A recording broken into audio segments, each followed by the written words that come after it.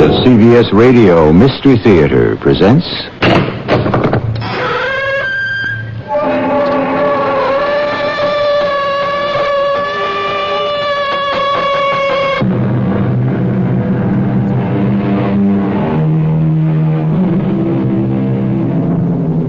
Come in. Welcome. I'm E.G. Marshall.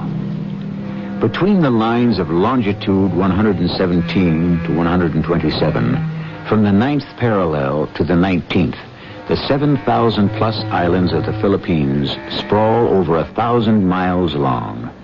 They comprise one of the great emerging modern powers in the Orient. And yet, within the last year, a lost tribe has been found on them, living under conditions of the Stone Age. It is only 20 years since the last of the Igorots, the headhunters, gave way before the march of communications and progress. Old traditions run deep, and superstition dies hard. I'm afraid for Marua, Sister Colette, and for our child. Afraid of what, Tim? Shadows from beyond the grave? This was no shadow. He stood there, and he put his blood on me. You can see there is no scratch, only the mark of blood. You're hallucinating. Hallucinating or not, sister, I am afraid. And so am I.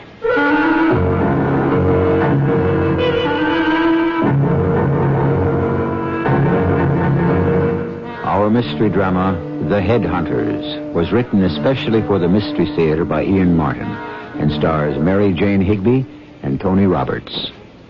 It is sponsored in part by Contact, the 12-hour cold capsule. I'll be back shortly with Act One. No one cooks but me, so no one's in the kitchen. No one sees the package. Mrs. Donna Doinek talks about buying food that's sure to please her family. When I buy Kraft macaroni and cheese, I know that it's something that we're going to be satisfied with. My family doesn't know what I put on the table. I mean, they see it in the bowl and they see it on their plate, and the only way they tell the difference is when they put it in their mouth. It just so happens that they've always been satisfied with Kraft. Kraft macaroni and cheese dinner. You know they're going to like it.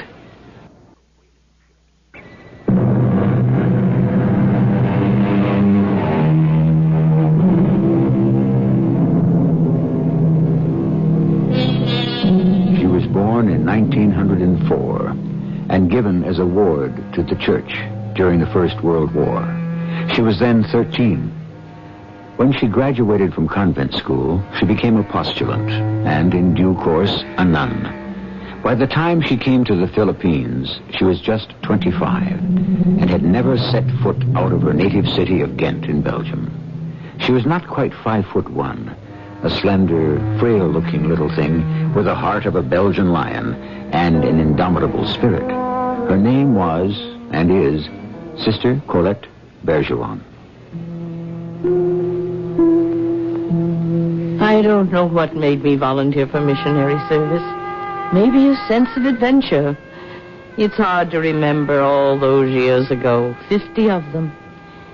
If I hadn't lost my parents, would I have been a nun? I don't know.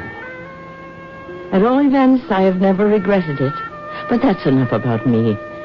This is about Tima Lanyansai. Well, as he calls himself now, Tim Lang. It was after almost 10 years that he came back to Bondoc. Sister Bergeron? Don't you recognize me? Tima? Tima Lanyansai. I've shortened it a bit after 10 years in America. Tim Lang now. But Tim Yilanyansai it used to be. Oh, my little Tim. My prized pupil, Miazi. Oh, but you are not a boy anymore. I should hope not. I've graduated from college as an agricultural engineer. That's one reason I'm here. I came back to take a job with the government. You could not stay away from our island. Born and bred here in Bondoc, I guess the Philippines are in my blood. Besides, I was in love, and my wife is a true Filipino. Come, you will go with me to my quarters and we will have a cup of tea. And then you must tell me everything that has happened. As I took Tim to serve him his tea, my mind was coursing back 50 years To my first arrival on the islands, Bontoc was an isolated town, almost completely shut off from the outside world and ruled by Datu chiefs of the Igorot tribes, men who were headhunters. Tim was the direct descendant of one of these. Tully, who had been one of my first English pupils and on whom the Ifugaos, the most warlike of the mountain peoples, had exacted a terrible revenge. I tried to put this out of my mind as I talked to Tim, but in my bones I knew somehow that past history was inexorably going to be brought back. Hey, this is good, Sister Colette. Mountain herbs, you remember? Does it take me back? It makes me feel I've really come home. You are staying with your grandmother here? Just until they deliver us our mobile home. It's a little rugged and primitive, but luckily Mary's used to it. That's your wife? Yes. She's Ifagayo, born at Benawi and brought up there. You might remember her. She was your pupil in school for a couple of years. Her name was Marua Impanga. Don Doc Impanga's daughter? Granddaughter. Her father's name was Geiko, but both he and her mother are dead, like my parents. But her old grandfather is still alive. He makes a living now appearing with his tattoos in full regalia for tourists to take pictures of him. You have met him? No, we tried to get him to come down for the wedding, but couldn't budge him out of the hills. Just like my grandmother. You intend to settle here? Oh, no, just as long as my survey takes. Your survey? Well, I've been asked by the government to make a feasibility study of the irrigation systems for the rice fields, to see if it could be adapted to other remote areas and the outer islands. When am I going to meet your wife again? I would have brought her today, but she was feeling a little out of sorts. She's in the family way. Oh, you wasted no time. What is a Filipino home without a child? I'm glad that is so. I want to meet your bride. When will you bring her to dinner with me? Oh, the sooner the better. Well, shall we say tomorrow evening, then? Little I realized how soon ancient ghosts were to rise and threaten these two once-upon-a-time children of mine. I could only sense it and try to put my premonitions out of mind. But events which you hear now, and which I was not to know until later, were happening, which would devastate them. Mary! Your wife is not here, Tima, son of my son. Where is she, Grandmother? I do not know. Only that I have sent her from my sight. What? Have you quarreled? I would not stoop to quarrel with an Alipin. Marua is not an Alipin, not a slave, Grandmother. She's a daughter of chieftains. It is you who are descended from Datus, my grandson. You are Bontoc, and your line is ancient and pure, or should be. If it had not been for these cursed Impangas from Benawi, these black crows that swarm from the mountains bringing death, we would still be head of our own barangay, and I would live like the wife of a Datu instead of in this miserable hut. When our new house on wheels comes, you can live with us there, and when my work is done, I will take you back to Manila. I can never leave this place. I am bound here by the spirit of your grandfather. My grandfather? Why? Well, may you ask, my grandson. For the gods have brought you back, so that you may avenge him. Don't listen to her, Tim. Mary, honey, where were you? I had to get away, to walk. Oh, this house is stifled with shadows of the past. What shadows? Hasn't your grandmother told you yet? You would not allow me time to tell him his destiny. I'm not going to listen to any of this old-fashioned nonsense. You are carrying his child. Have you thought of his safety? How dare you? Wait a minute. What's this all about? Well, you'd better hear it from me than from her. Do you want to come with me so I can tell you? Where? Anywhere. Anywhere but here. Oh, Tim, just walk with me for a while. Where they went was to me. I don't understand your grandmother. I thought she had thrown aside all the old beliefs. Well, it's my fault. I should have been back here for the funeral, but I had no money then. Oh, please don't blame yourself, Tim. I feel guilty enough for both of us. You? Why? It was my ancestor who cut off your grandfather's head. He probably deserved it. Oh, no. No one can say that about Tali, your grandfather. He was a remarkable and very wonderful man, with a great deal of vision. He knew it was time for all Igorots to turn their backs on the old gods and reach for the new. I think it's the main reason he died. Why? Oh, there were many tribes, your grandfathers among the Marua, who did not want to see change. The taking of Tali's head was more than just a feat of arms. It was a battle cry that the Igorots would never knuckle under to foreign domination, that they would remain forever free. You approve of what he did? Oh, how could I, from any viewpoint, religious, moral, social? No, I don't approve. I only understand a little that not everyone lives by the same set of laws or beliefs. But that's beside the point. What is it you have come to me for? Well, with my grandmother acting as she is, I can't let Mary stay there, especially in her condition. Of course you can't. I will be happy to make arrangements to put you up here at the mission. Well, it's only till we have our own quarters. I will go now and try to talk to your grandmother. She and I are old friends. Palumba, you are my friend. You were my friend. And your husband, Tali, is also. I think now you were no friend of my husband, Sister Colette. If he had not welcomed you, learned the English language, turned his back on his gods, he might be at peace. But surely he is. It is 30 years since he passed on. But not over. Because with his head, his spirit was stolen and left to wander for all time, until a member of this house takes a head in return. You know that is an old, outmoded superstition. It is not. And I can prove it. How?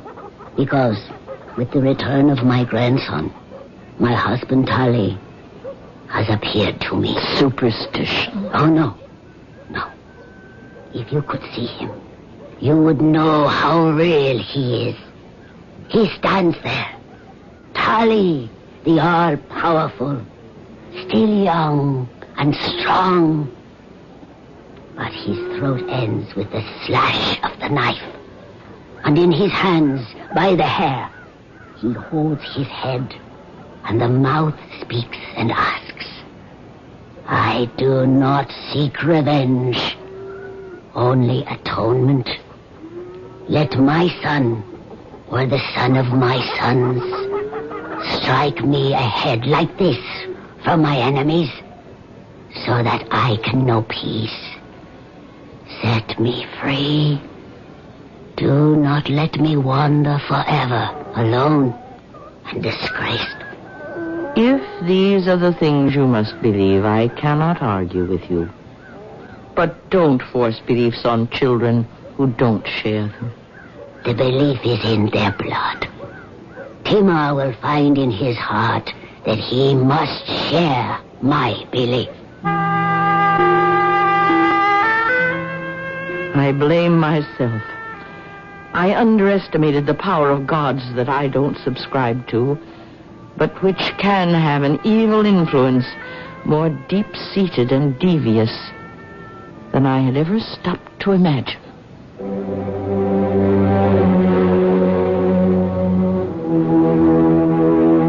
We are suddenly, unexpectedly embarked on one of the world's most ancient struggles, enlightenment against paganism.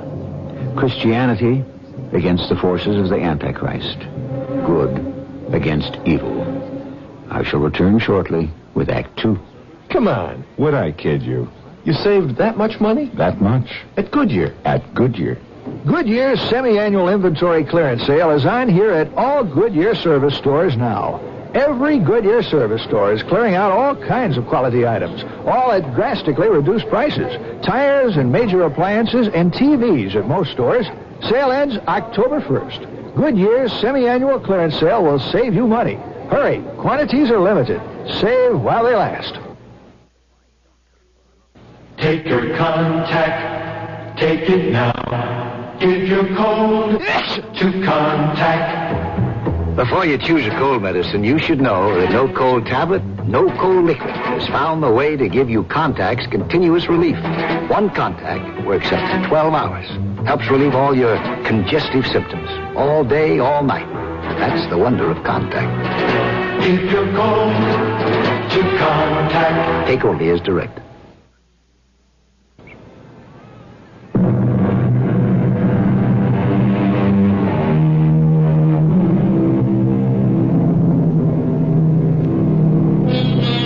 Of all our emotions, the most crippling and distorting is fear. In our culture, we are born and bred with so little of it, since most questions are answered for us, and we are protected from the agony of the unknown, up to a point. But in back of all our vaunted knowledge, that atavistic beast lies crouched, ready to spring on us, while we are frozen in terror. If that danger lurks within us, so near the surface, consider how much closer it must lie for those who have only recently broken the bonds of primitive fear and ignorance. No! What is... No! Mary! Leave him! What is Leave it? Darling, it's all right. It's all right. It's not all right. He gave her baby. Who? Okay. Dolly, your grandfather. Oh, Timar, I'm afraid. There's nothing to be afraid of. But there is. Oh, listen to us. We've reverted to calling each other Timar, Marua. Well, they are our names. Oh, we tried to put them behind us. Take the names of today. But they haunt us, just as Dolly does in all the past. We can't escape from it. All right, hey, take it easy. Now, look, all you had was a bad dream. Was it a dream? Oh, I can't shake it that easily. Timar? Marilla, are you all right? It's the sister. Let her in. Just a minute, Sister Colette. I thought I heard a sort of scream. It's not Marilla's time yet. No, sister. She had a bad dream. It was not a dream. Well, what else? You're not trying to say my dead grandfather was actually here? Yes. No. It was a vision, but not a dream. Now, what kind of vision, child? Well, he came to me out of the shadows there in the corner. He was tall, straight, and young. And his voice came from all around and beyond. Because there was no mouth to speak the words. His neck was a collar of bleeding flesh. And above that necklace of blood, there was no head. Honey, you mustn't. No, let her finish. He came to me where I lay on the bed. He put his hand to his throat, and then he spoke to me. What did he say? He said, "Your grandfather has made me a wanderer from the home of spirits. Only your husband now can return me to the peace of death. Your grandfather must give me his head. Your husband must strike it from him and bring it to me where I lie in the grave. If he does not, then you shall never bear a child. I place the mark on you, which can only be washed away by the blood Timar must spill. And then he took his hand and ran his finger across my belly like a knife. Look! It's blood. Restez tranquille, mes enfants. Let me see. It is nothing, a scratch. You should not wear that bracelet to bed. Those shells are sharp. It wasn't the bracelet. I always wear it. You prefer to think it was some ghost that came to haunt you? I don't think. If it's true. Is it Sister Colette? What? That my grandfather took Timar's grandfather's head? Well, it was a long time ago. Customs were very different. Did he? Yes. Why? When I first arrived in Bundok, your grandfather came to me, Timar. He was a very wise and far-sighted man, and he could recognize that these hills and valleys were not to be long isolated. He studied English with me so as to be ready for the wave of the future. But you see, many Datus resented his turning from the old ways. And of all these, the Ifugaos were the most warlike. They came down from the hills, and in one night of terror, they wiped out all your grandfather's barangai, with the exception of your father and mother, Timar, whom I hid. The heads they took with them. It was their custom and their religion. This was my grandfather? He is a murderer. By our standards, not by his. He still doesn't deserve to live. That problem is not for us to solve. It seems my grandfather thinks it's my problem. Now, your grandfather can't possibly have any thoughts on the matter. He has been dead for over 40 years. I'm afraid for Marua and our child. Afraid of what? Shadows from beyond the grave? This was no shadow, Sister Colette. He stood there, and he put his blood upon me. This is no scratch on me. This is the mark of blood. Marua, come back to the 20th century. Now, you are hallucinating. Hallucinating or not, I am afraid, Sister.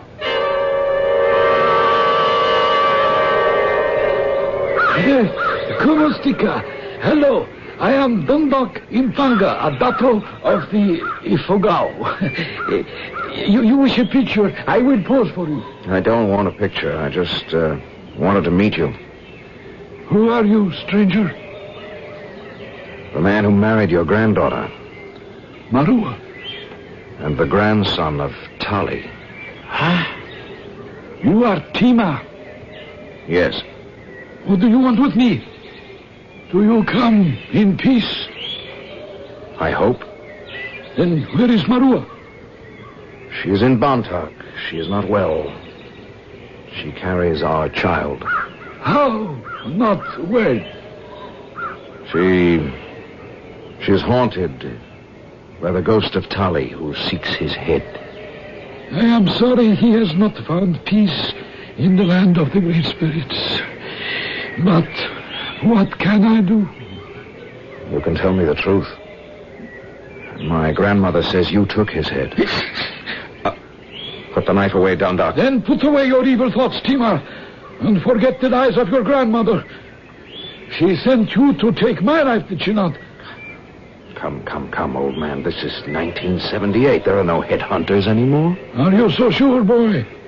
The world may change, but what is in the heart of a man is the same. In my day, I was a great warrior. And yes, I took many heads, as the Great Spirit commanded me to do. If I had not won the battle, I would have paid the price with my head. It is in the long ago. It does not belong with today. Unfortunately, it does. What has been done cannot be undone. Do not try to change the past.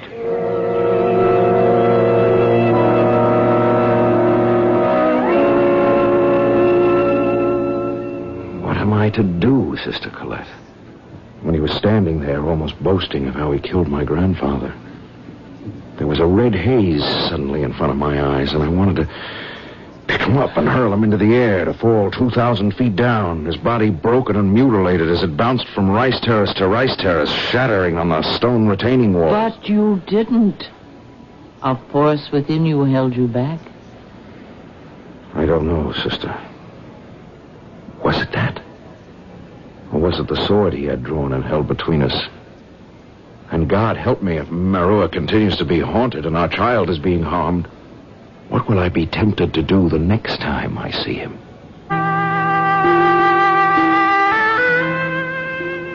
This circumstance with my 2 one-time pupils had hit me hard.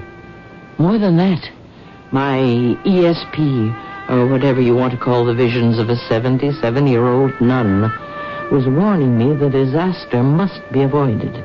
And even more than that some evil vibrations in the air were urging these foster children of mine to the brink.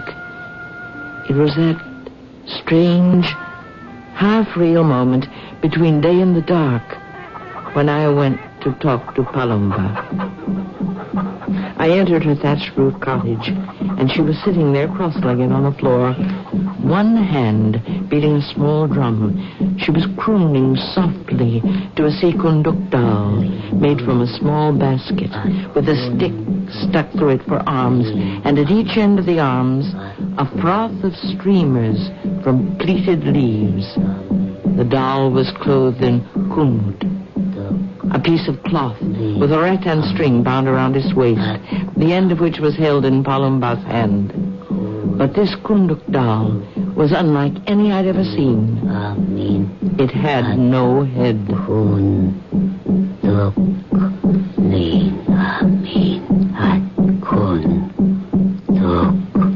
I am calling to you. Come to me. Breathe out your power. Come. What are you doing? Be quiet, Alien One. Leave me to what must be done. What are you asking of that kunduk doll? Only my rights before I die. I long for the gods of my fathers and for my husband. And when I cross to the land of the great spirits, I need him there beside me, not lost between earth and sky. The good spirit Linamin can help me bring Tali home. What are you asking the spirit?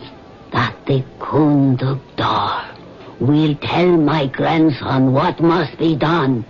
That he will whisper in his ear what must be done. That is evil. And it is idle superstition. You cannot force Timar to do something which he knows is evil. You think so? What is evil to you is not evil to us. And what is to be will be done. In spite of myself, my eyes were drawn and glued to the rude doll shape, which lay tumbled on its side, attached to Palumba only by the slender rattan thread. Suddenly, inexplicably, as the throbbing of the drum increased, it raised itself, dancing awkwardly on invisible feet, possessed, it seemed, by a life of its own. He leaves! Dolly leaves again! Long enough to demand that his grandson buy him the life beyond. Go, Tali Kunduk. Tell Timar he must bring you Dunduk's head. For the irrational, there is no rationale.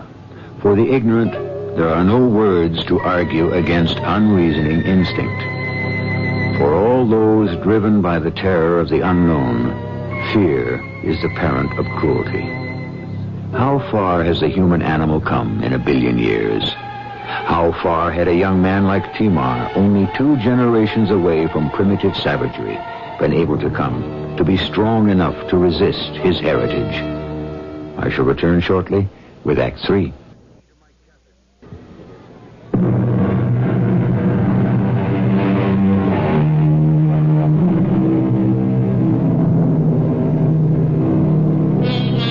In spite of the miracle of modern communications, the secret pockets of the world still exist.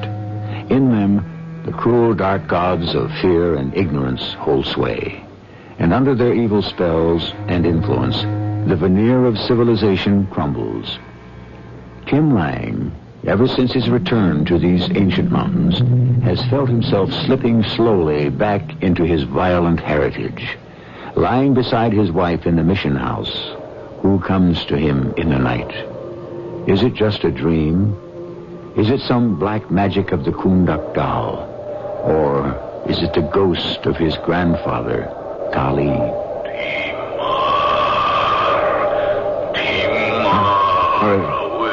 What?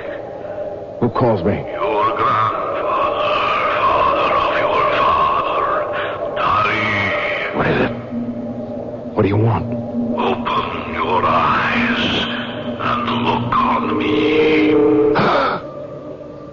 You have no head. Condemned to wander between worlds, only you can set me free to join your grandmother when she dies, and I am ready to greet her in the land of spirits.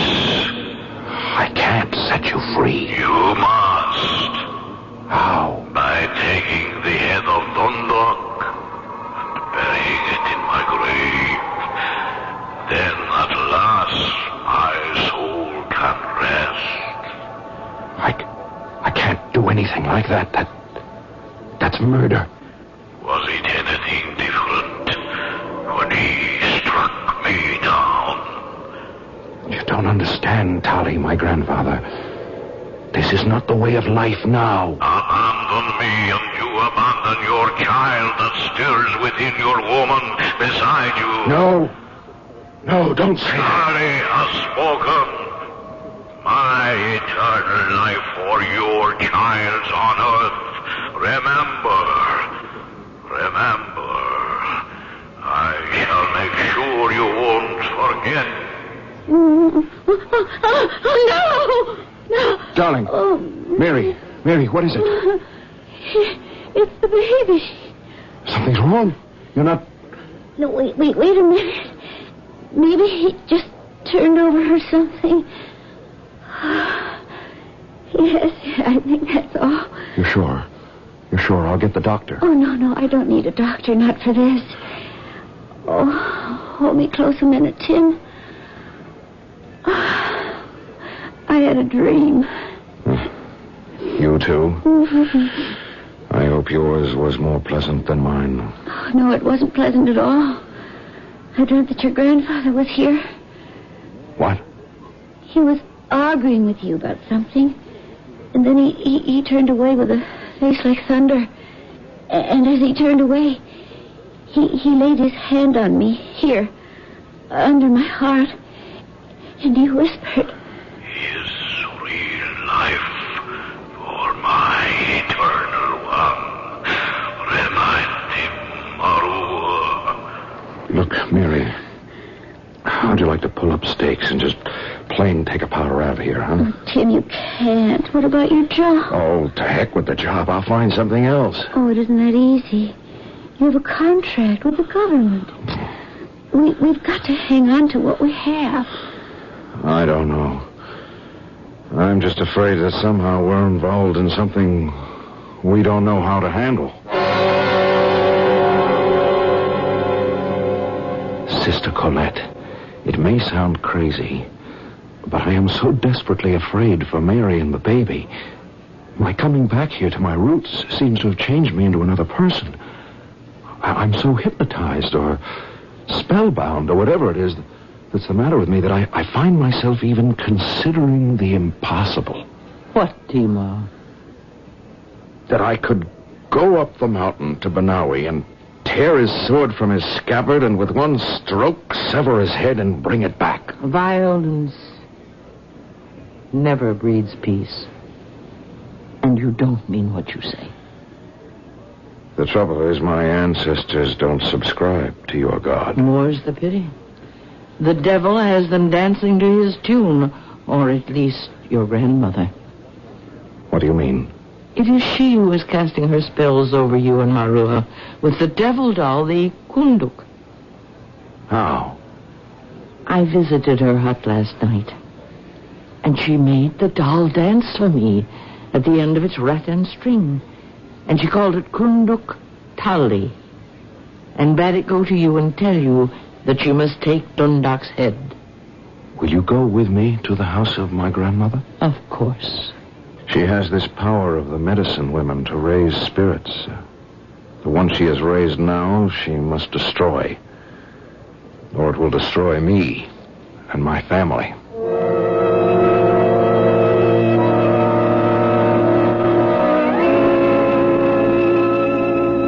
The door is closed. Knock, Timur. Yes, sister. Open it quickly. Why? What? Yes. What is it? I don't know. Perhaps she's just asleep. Oh, let me see. Her last sleep, Timur. In nomine Patri et Filii et Spiritus. No, wait a minute. Look, her lips are moving. What is she saying? Help me join her.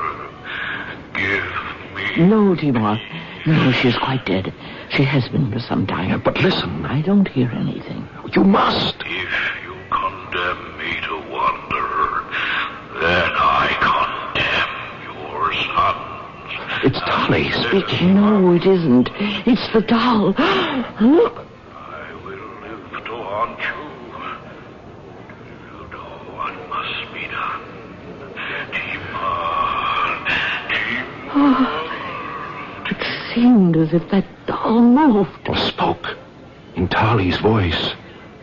There's no hope for my future, or for any children I bear, unless I obey its command. I prayed for a long time that morning when we returned to the mission in the little chapel in which I'd spent so much of my life. I prayed for guidance, and perhaps I found it. I came out to ask Timur if he was going up to Berawi. Of course, sister, I have to. May I go with you? Why? I want to prevent a tragedy if I can. Stay out of this, Sister Cora. I cannot. Let me talk to Dunduk. It's a long and fruitless ride. It's a small adventure for a sequestered nun. Would you deny me a little escape? All right. If you must. Hop in. It'll be a rough ride. I'm already late for work.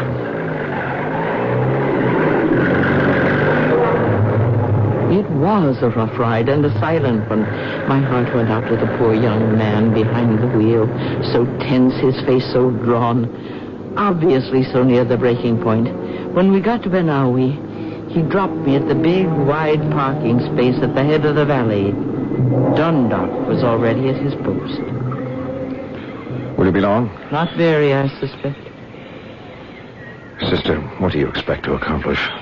I want to ask him for your father's head, so that it may be buried in the grave with him. You, too? You are beginning to believe our ancient superstitions? No, I have my own beliefs. But I know that not everyone believes as I do. What a man truly believes, so he is.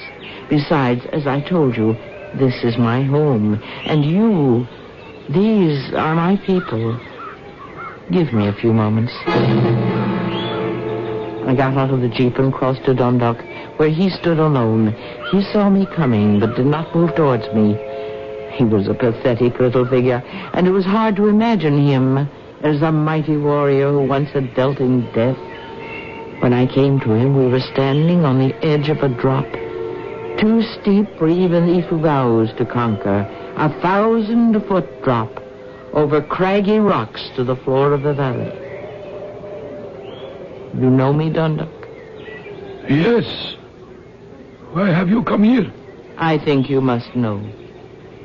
That is the one who married my granddaughter there, in the jeep. Yes. How is little Marua? Not as well as she should be. She has pains. She is afraid for the baby that is to come. Why is that? Palumba is dead. And Tali walks at night raging that he cannot join her in the land of the great spirits, because you have taken his manhood from him. So long ago, sister. What can I do? You can give me back his head so that it can be buried with him in his grave and set him free. Let me tell you a thing, sister. I am old and weary, and my bones cry out for rest. I am not the man I once was, inside as well as out. I no longer believe in ancient gods. I have turned to your God. I want to die in peace. Let the young man come and take my head. That will bring Tali rest. He cannot do that, Dunduk. It is against all rule and reason. If he did, under our laws, he would give up his own life.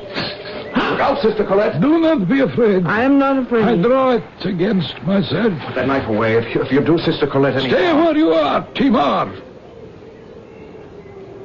This sword is for me, to atone for all the wrong in the past.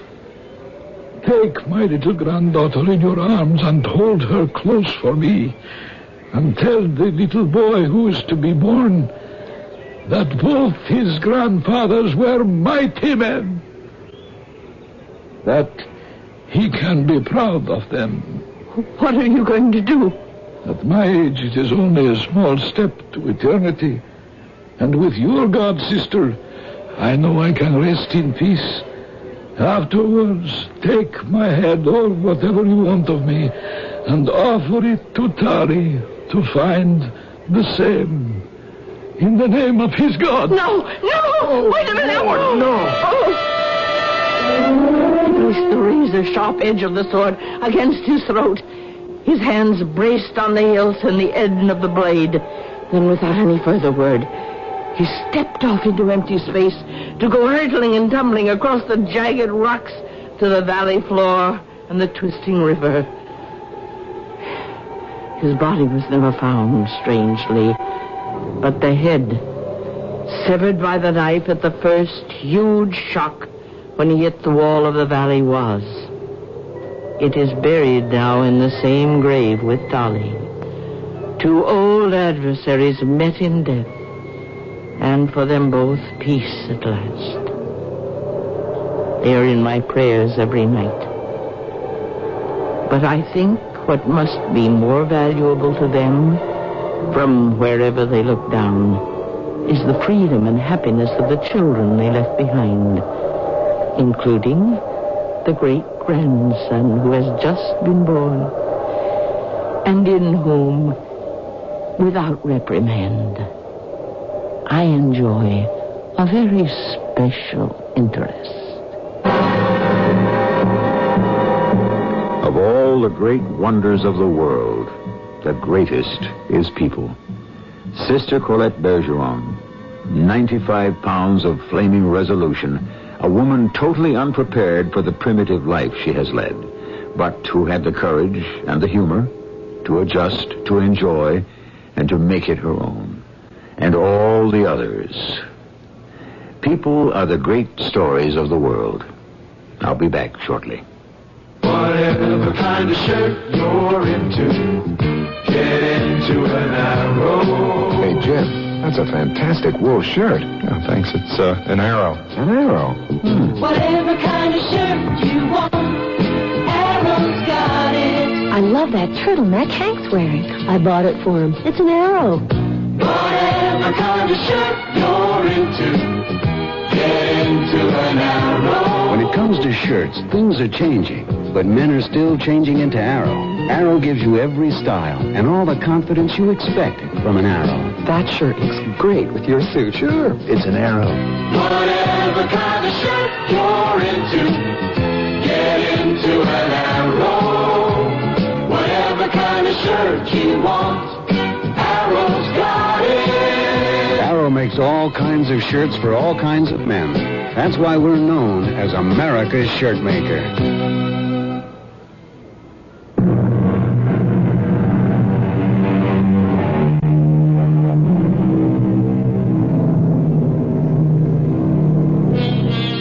How lucky most of us are. With all the problems that may beset us, most of us live a safe and protected life. But across the world, the dark beasts of ignorance and superstition still lurk. Count yourself to be lucky to avoid them. But if you must face them, remember your best shield is knowledge. With it, as Tennyson said, all is well, though faith and form be sundered in the night of fear. Our cast included Mary Jane Higby, Tony Roberts, E.V. Juster, and Ian Martin. The entire production was under the direction of Hyman Brown. This is E.G. Marshall inviting you to return to our Mystery Theater for another adventure in the macabre. Until next time, pleasant dreams.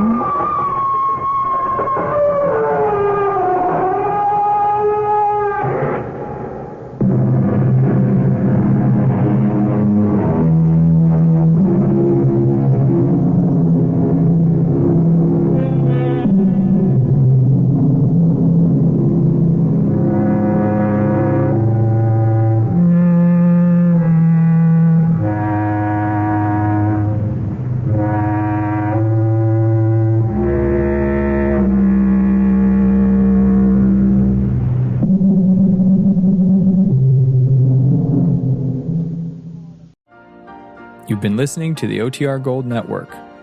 Find more classic radio at otrgold.com.